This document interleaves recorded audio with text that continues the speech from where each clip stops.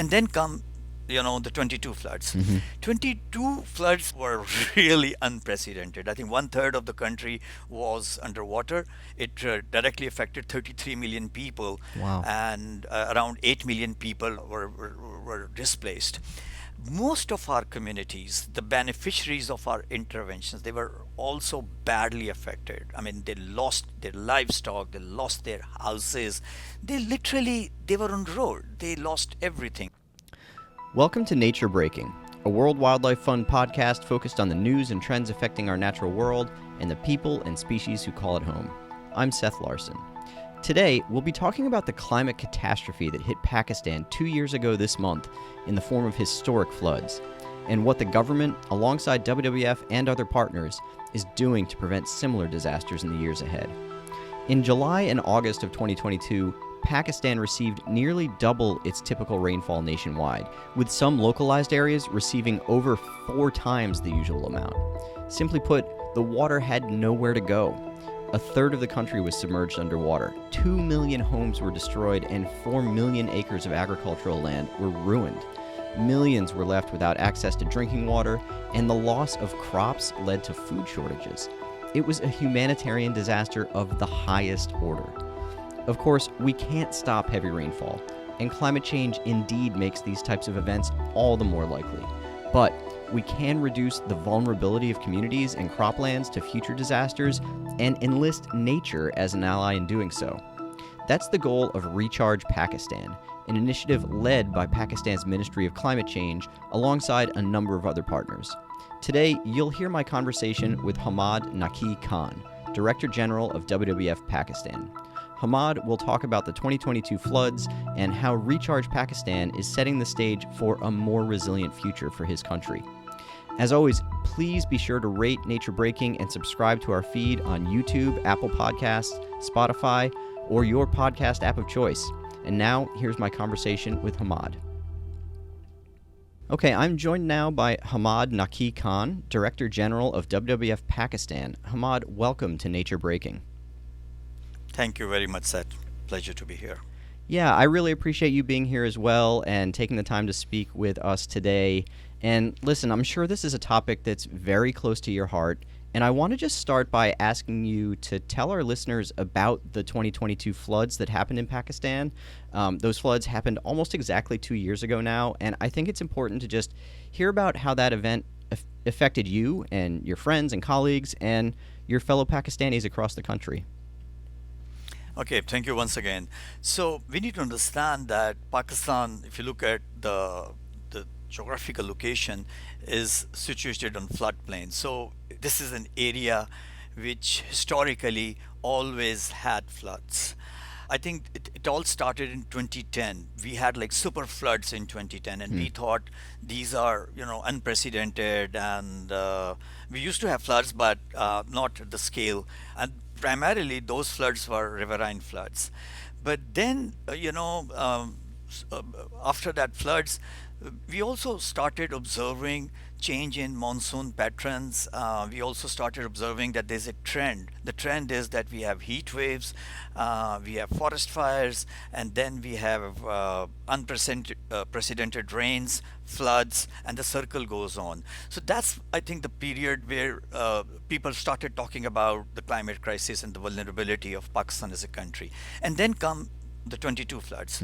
22 floods were really unprecedented. I think one third of the country was underwater. It directly affected 33 million people, Wow. and around 8 million people were displaced. In fact, when I look at our own staff, I think there were like more than 100 people who were directly affected. Wow. In addition, because we work very closely with the local communities from up north to the delta, that's the strength of WWF, our physical field presence and our relationship and partnership with the communities. Now, most of our communities, the beneficiaries of our interventions, they were also badly affected. I mean, they lost their livestock, they lost their houses. They were on the road. They lost everything. I think the good part, let me share that with you. where the network stood with us. Mm-hmm. Obviously, we called for support, and the offices, including WWF US, provided the support which we required. Now, look at the national level. People still don't talk about the economic loss. They were, and then obviously World Bank and the UN agencies did a need like assessment of the losses. They were losses of about like $15 billion. The loss to GDP was also, almost the same. The total needs for rehabilitation was more than $16 billion. The major sectors which were affected were food, livestock, agriculture, fisheries, in addition to the infrastructure, which is like transport and communications. Yeah. Now, for us, it was also a kind of double-edged sword because we were working on a proposal for GCF, and I'll talk about that in later, GCF is the maybe. Global Climate This Fund. is the Green Climate Green Climate Fund, Fund. I'm and sorry. Yeah. we were working on a proposal on flood risk management, and we started to think about that after the 2010 floods. But for us, as I said earlier, the double sword that the government had committed co-funding, but we lost our co-funding because the government said that all the money has been spent on rescue and relief, which is Sure. the genuine need. But on the other hand, looking at the 22 floods, everybody started talking about Pakistan as one of the most vulnerable country. Everybody started talking about it. Whatever happened in Pakistan won't stay in Pakistan. There were other countries who were facing similar crisis, which resulted GCF putting our proposal on a fast track, and they were really wanted to support the country. Interesting. Yeah, and I'd love for you to reflect a little more on the role that climate change played in exacerbating that disaster, because I'm guessing that all kinds of extremes that climate change brings, from severe drought to severe rainfall, really set the stage for those 2022 floods to be worse than the previous events that you referenced. Is that right? Yeah, in a way, it's absolutely correct. But we need to understand that for us, Pakistan, climate change is water change. We have a Mm, water economy. Most of the livelihoods, they are dependent on water because a lot of people, they are employed or they are engaged in agriculture. And again, most of the agriculture is irrigated agriculture. And if you look at the sources of water available to us, like 60% or half, 50% is from the snow and glacier melt, and the rest is rains, primarily monsoon rains. And we had started observing that the glaciers are melting fast, and we were having the glacier lake outburst floods up north in the mountains. In the plains, the areas which used to get more rainfall, they started getting less rainfall. The areas which traditionally and historically were getting less, rainfall, they were getting more rainfall. And then within a short span of time, there used to be a kind of a cloud burst, mm, it was just like pouring in, and our infrastructure wasn't there, to be honest. And the result was that a combination of these riverine floods and cloud burst, they were affecting. And on the other hand, the droughts, the heat waves were also getting frequent and more intense. mm-hmm. So that was very clear. And then a lot of think tanks and scientific research institutes were putting Pakistan on one of the top five, top seven most vulnerable country from like different aspects. But again, unfortunately, as a nation, I think we were not giving it the deserved attention to this issue, despite the fact that it has direct implications and impacts on livelihoods, on our economy, the way we live. But the same mistakes over and over, we were literally making the same mistakes over and over again. The storm drains were not properly cleared.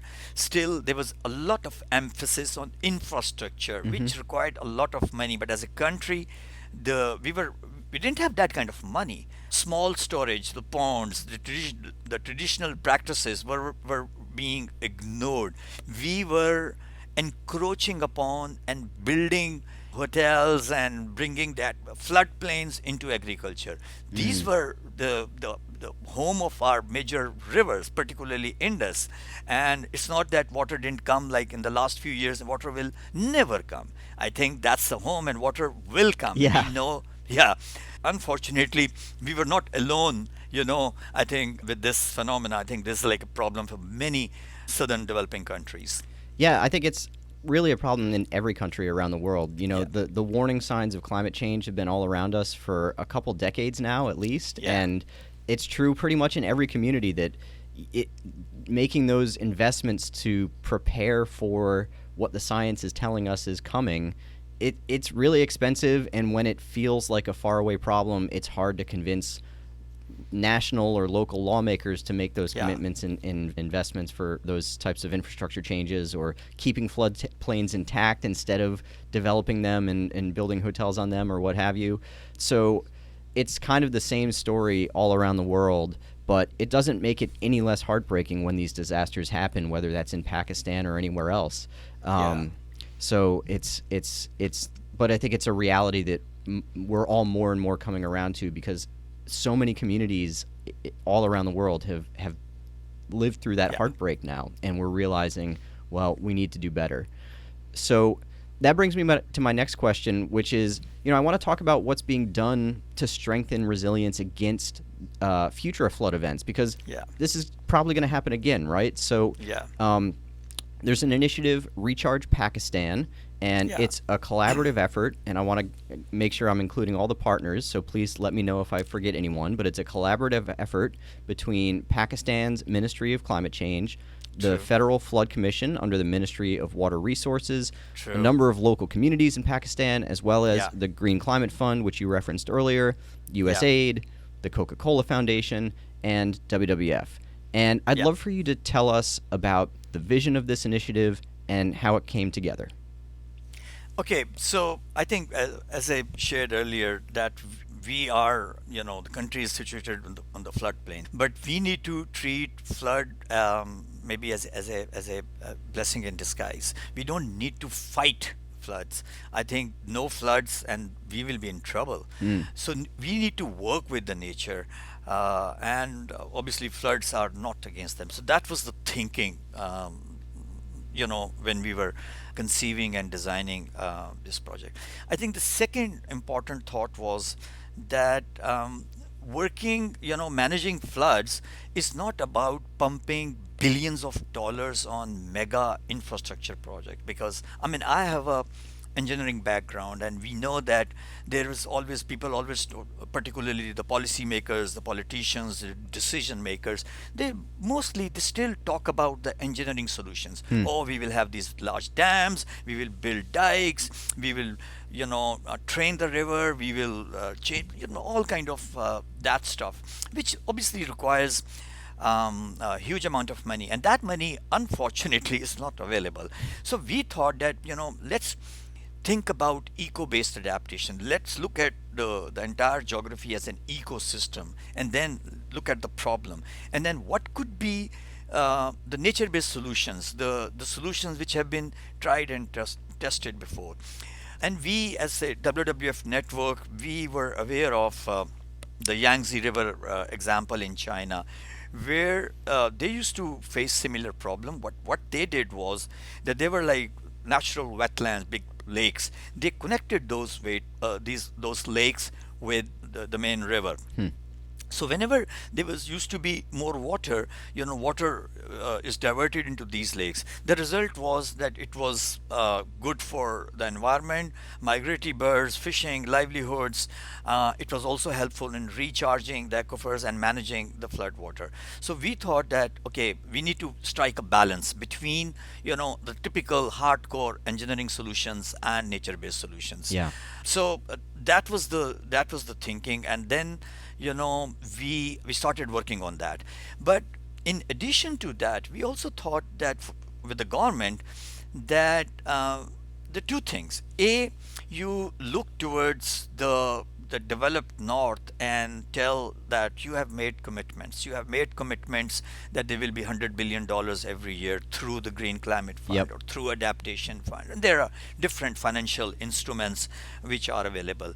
The reality is that the developed north is also not fulfilling its commitment. There were a Right. lot of promises, a lot of commitments, but you look at situation on ground and you see there a lot of them, they are not being materialized.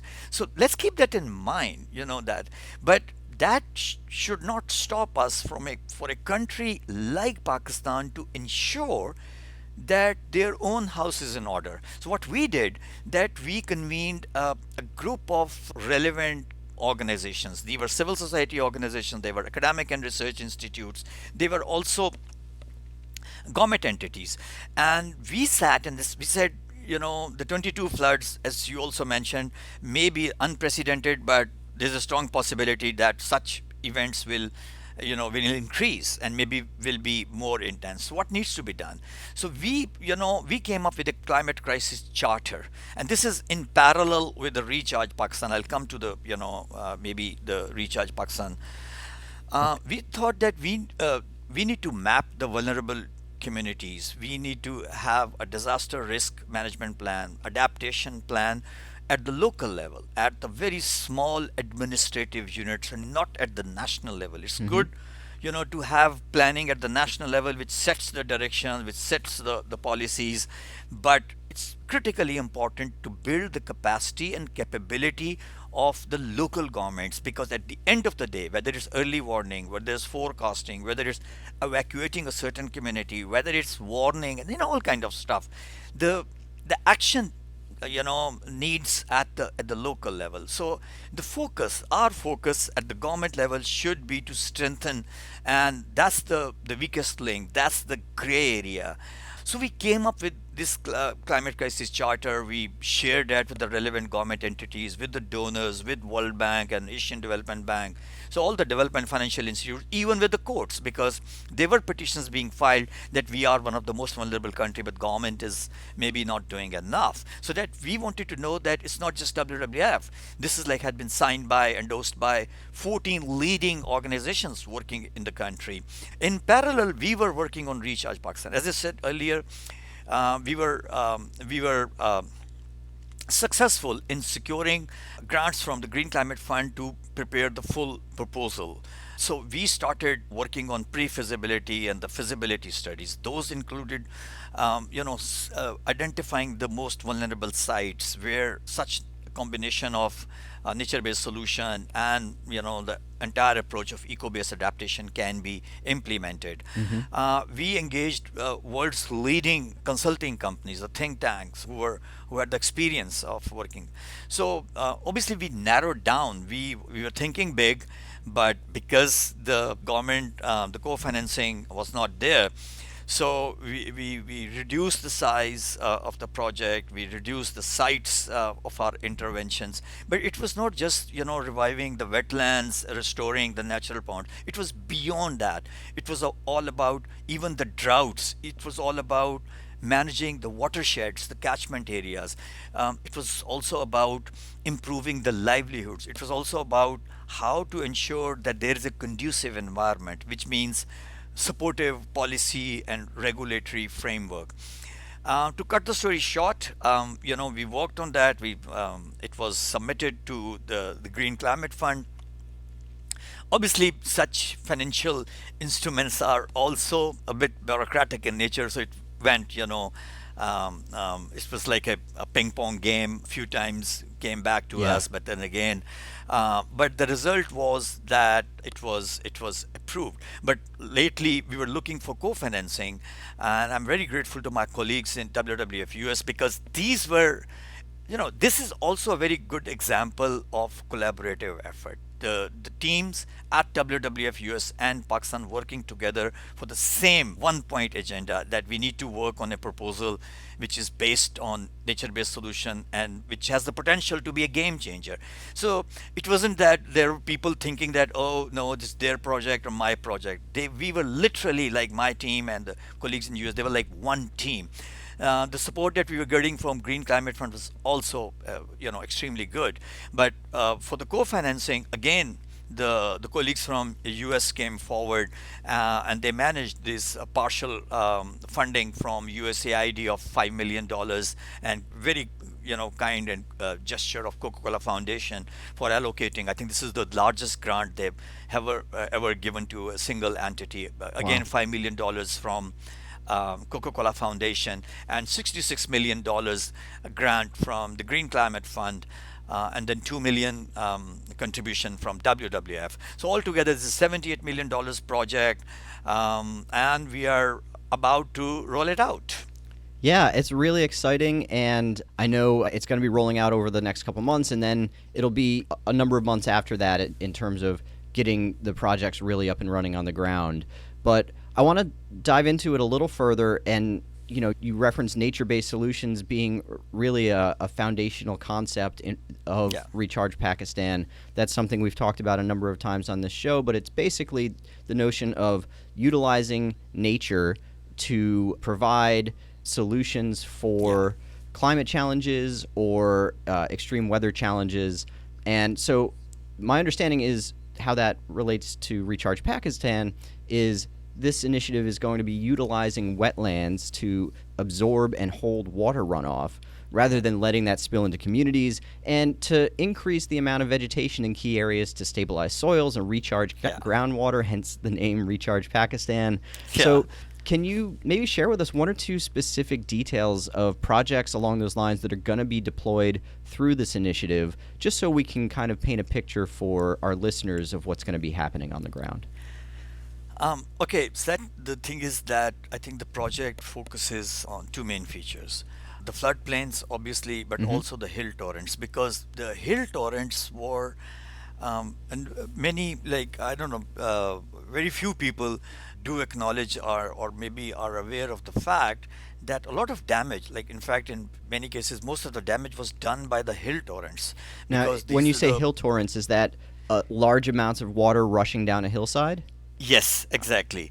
And these are in the remote areas, Mm. and mostly there are tribal people.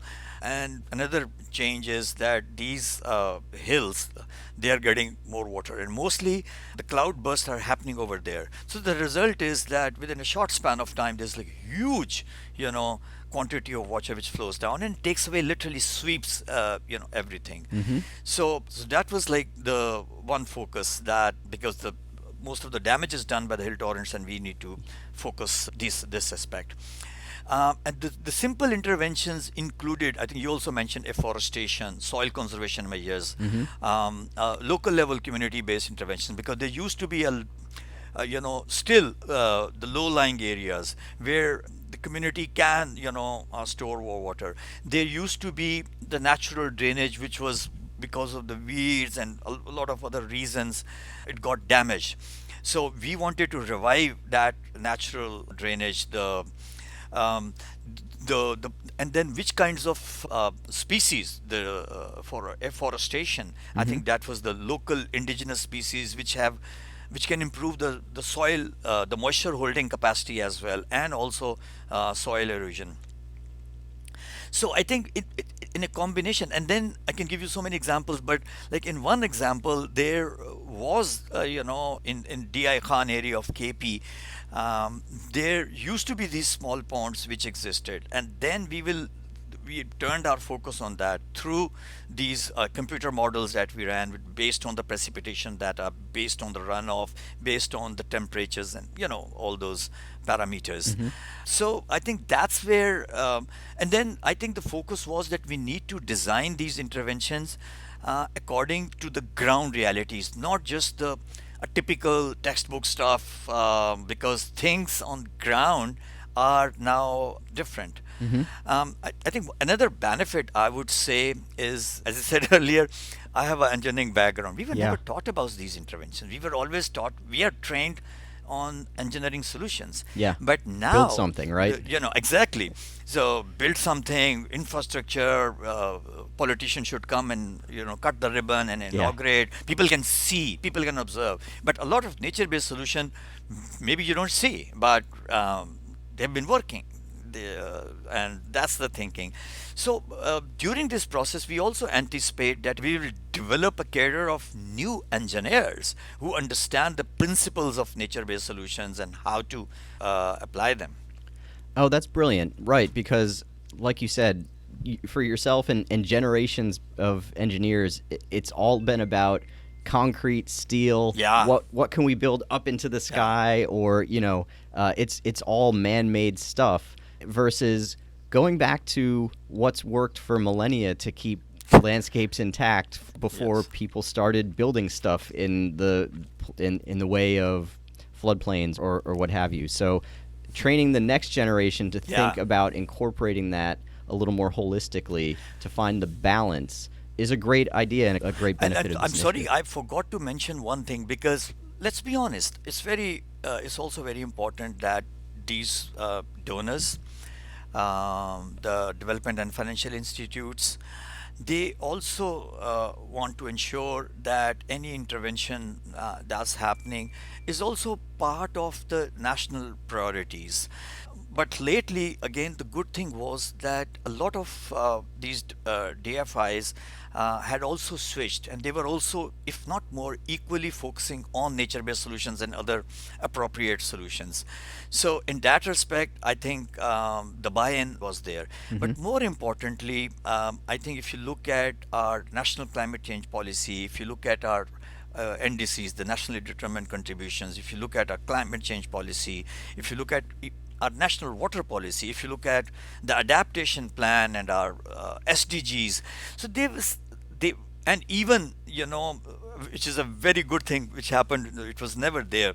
We always have this national flood protection plan for, and if you look at previous documents, they never talk. They were just full of engineering solutions Hmm. and the money which requires. For the first time, the latest version of National Flood Protection Plan 4, which is the document for the next 5 years, it has a chapter on nature-based solution. It talks about such interventions, and then that's, I think, also the one of the, I would say, an achievement of Recharge Pakistan, that it has infiltrated into the policy framework, into the priorities. It is aligned with the national priorities, which is good because that reflects and that shows the ownership and endorsement of the key stakeholders. Yeah, absolutely. And that's the type of buy-in that will make Yes.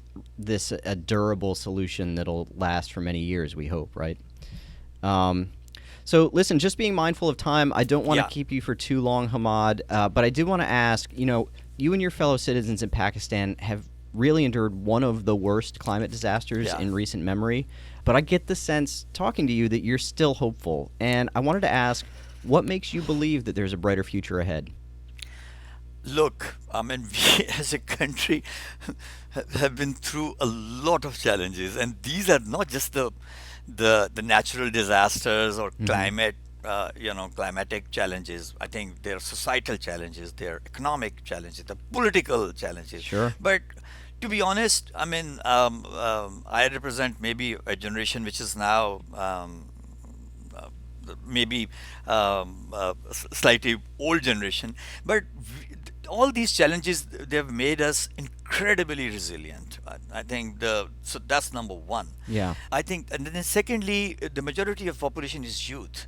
As part of my job, I interact with these youth, so I see a lot of hope because these youth, they are aware of the challenges and they are eager to come up with innovative solutions.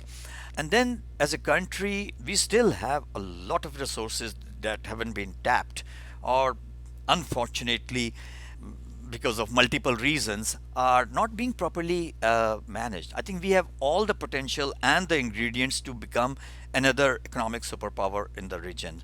But the thing is that we have to turn these climate challenges into opportunities. Hmm. And I think Recharge Pakistan, maybe it's not the solution, but it's the step towards towards the right direction. It's not just about WWF or WWF Pakistan that we will learn about nature-based solutions to averse the risks of natural disasters in the country, but I think it's a great opportunity for the region to learn from this, and also from, I think my colleagues at WWF Network, they're also very excited. It's Yeah. not just my team. So I think we as a nation, we are on my team at WWF Pakistan, we are excited, and we just want to just do it. Well, I think I can speak for my colleagues here at WWF US at least and say that I know we are also really excited about this initiative, and there's a lot of energy and passion going into it right now. So it's a great opportunity for WWF US and WWF Pakistan to be working together on this, and with all of our partners, right, from the Coca-Cola Foundation to the GCF and the government of Pakistan and on and on. So we're really excited to see how it goes Yeah. once it gets up and running in the next couple months. Thank you so much, Hammad, for taking the time to talk with us about it today. And I will let you go, but thank you so much. Thank you once again, Seth. I think I really enjoyed our discussion. Take care. Bye bye. Great. Thanks again to Hammad for joining the show today. The story of the 2022 floods in Pakistan is one of the starkest reminders about the dangers that climate change can bring. But the work that he and his colleagues are engaging in now through Recharge Pakistan could help build more resilient communities before the next flood happens. That's an essential goal, not only in Pakistan, but in countless communities around the world. And I hope today's episode helps to illuminate some of the strategies that are most helpful. Thanks for listening, and together, let's keep building a more sustainable future.